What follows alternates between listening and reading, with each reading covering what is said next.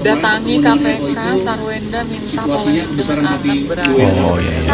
Sekali lagi, Oh ini ya soal ini. RO itu situasinya Iya iya. Kemesraan nih, kemesraannya dia. Nah ini soal bersiteru sama pengacaranya Ruben. kami tidak pas kalau kamu sampaikan. Kami ajukan untuk menjaga kepentingan anak. Nah kakak ini nih yang agak bikin bingung ya. Saya bingung juga. Entah lagi nanti ada kasus apa lagi. Halo Citizen of Ya Ampun, ketemu lagi ya. Saya yakin kalian bisa memilah-milah mana yang baik dan mana yang buruk. Kali ini kita langsung bahas soal Wenda dan Ruben juga. Yang manuver Wenda nih, waktu Ruben lagi ada di Tanah Suci, gercep banget kemana-mana.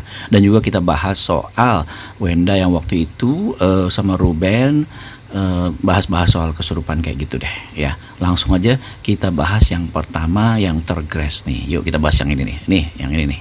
Datangi KPK, Sarwenda minta polemik dengan anak berakhir. Oh, ke KPK. Sebetulnya salah ya. Kakak ini salah sebut, bukannya KPK, tapi KPAI ya. KPAI, Komisi Perlindungan Anak Indonesia. Kakak ini juga udah konfirmasi nih, bukan KPK ya. Oke.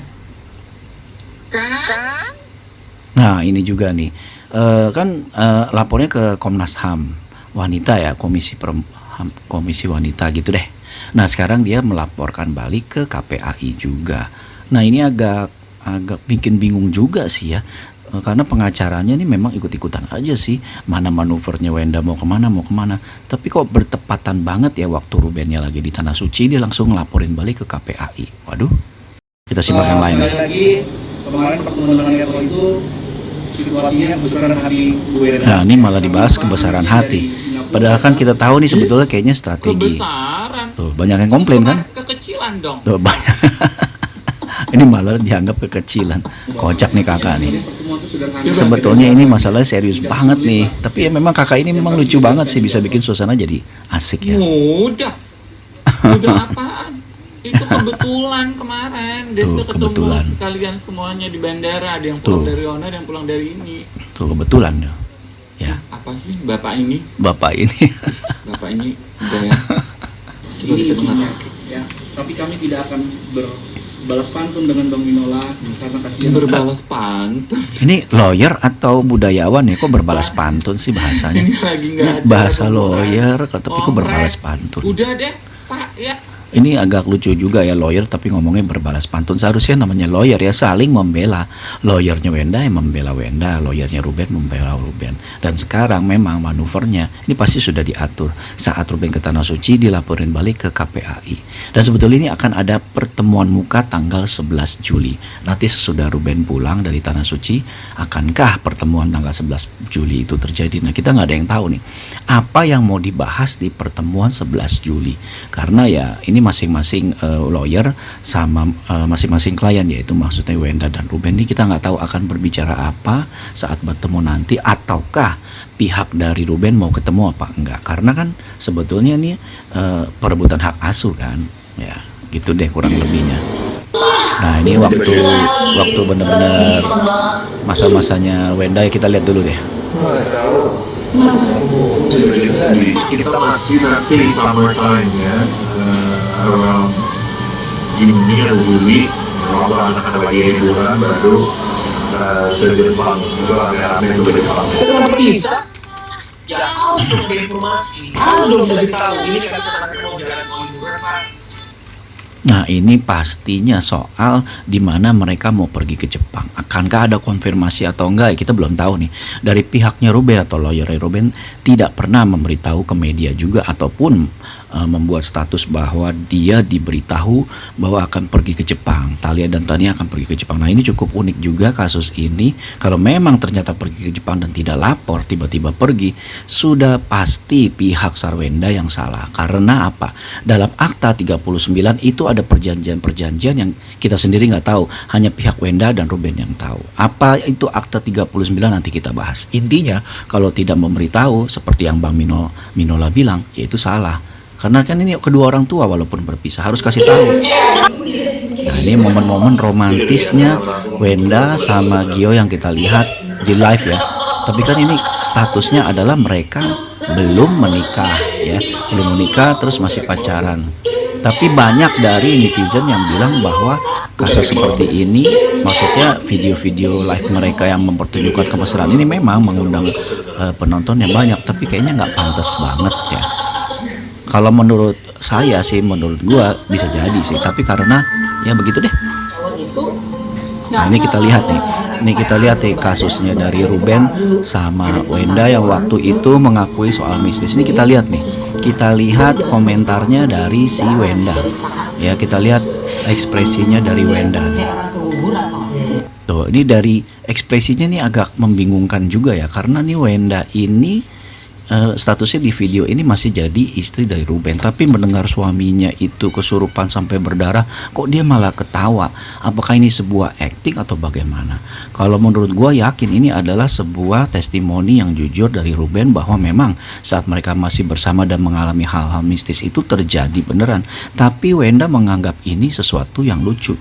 Nah ini reaksi yang menurut gue sih membingungkan juga, atau memang ini semua acting, fake semua. Nah itu gue nggak tahu.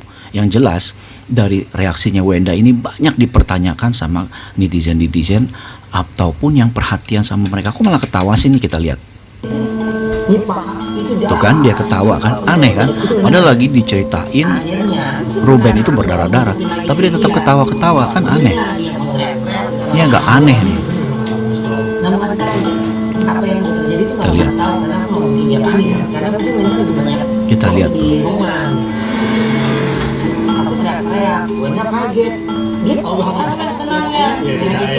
Nah ini yang agak aneh juga ya, dimana saat Ruben bercerita kepalanya berdarah, Wenda malah ketawa. Dan setelah ini dia bilang, baru dia menceritakan tuh bahwa Ruben nanti begini-begini. Tapi kan reaksinya seorang istri yang mencintai suami dan suaminya celaka, apalagi hal-hal mistis ya. Jangan sampai deh gue terjadi.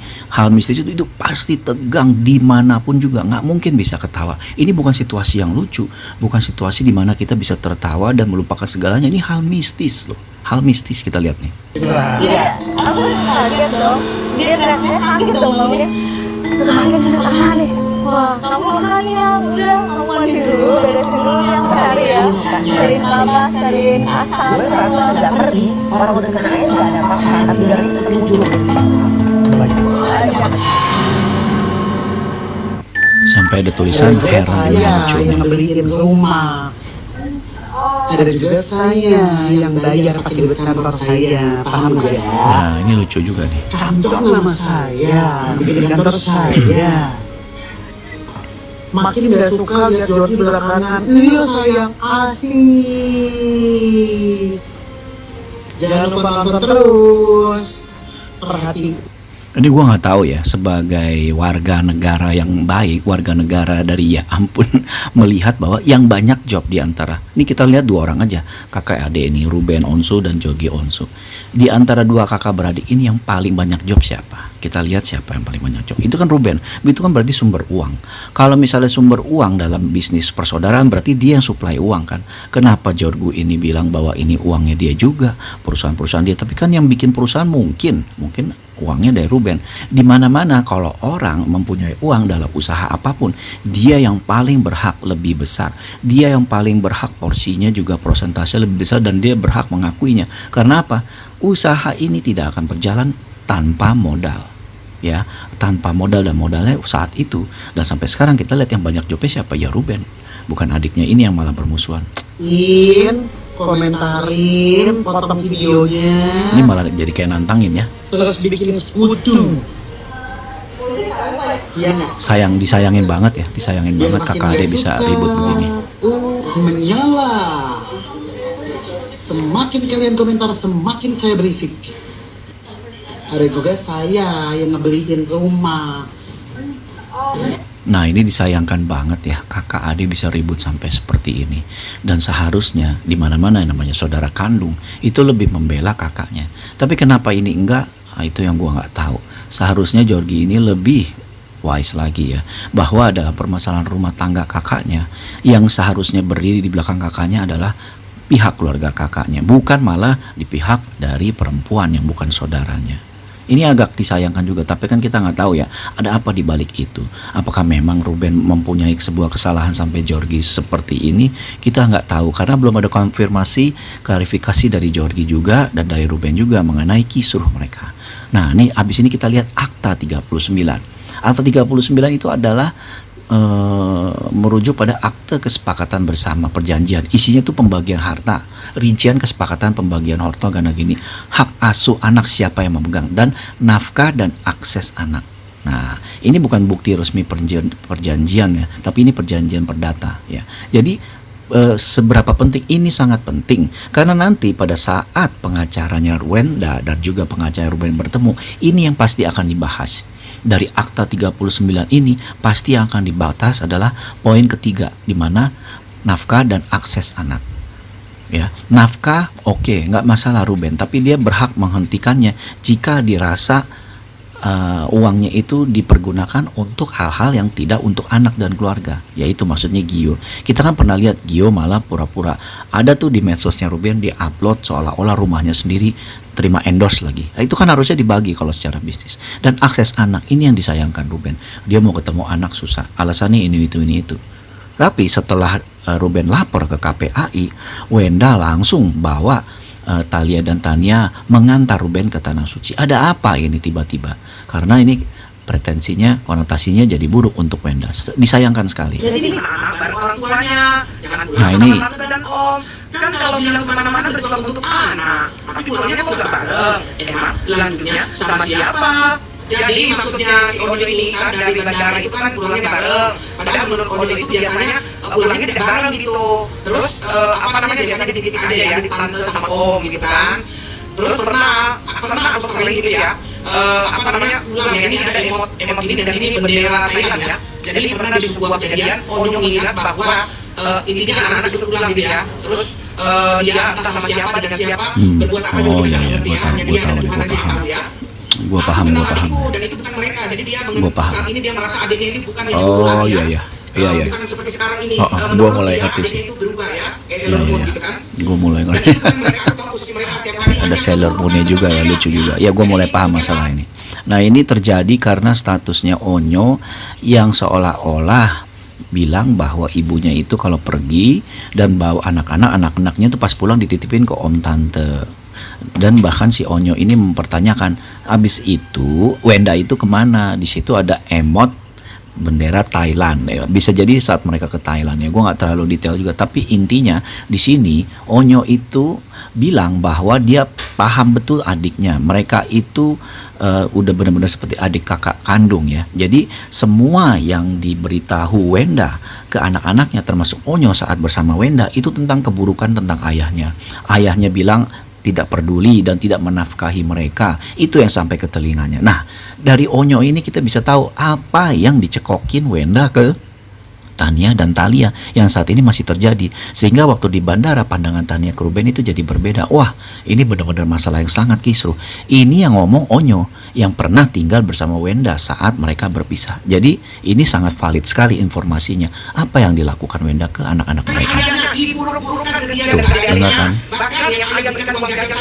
Tuh, dibilangnya ayahnya jahat. Padahal kita tahu bahwa tidak seperti itu. Jadi ini bukan fitnah ya. Sekali lagi bukan fitnah. Ini yang bicara adalah statusnya Onyo. Ya, ini statusnya Onyo yang bilang. Berarti ini bukan fitnah. Bisa dibilang ini valid banget ya. Benar-benar valid banget. Tuh, benar-benar valid banget. Nah, oke. Semoga dari kasus ini kita bisa mengambil kesimpulan yang baik bahwa semoga Ruben dan Wenda bisa menemukan solusi yang terbaik. Tapi kita sangat menanti pertemuan mereka tanggal 11 Juli. Oke? Sampai jumpa lagi.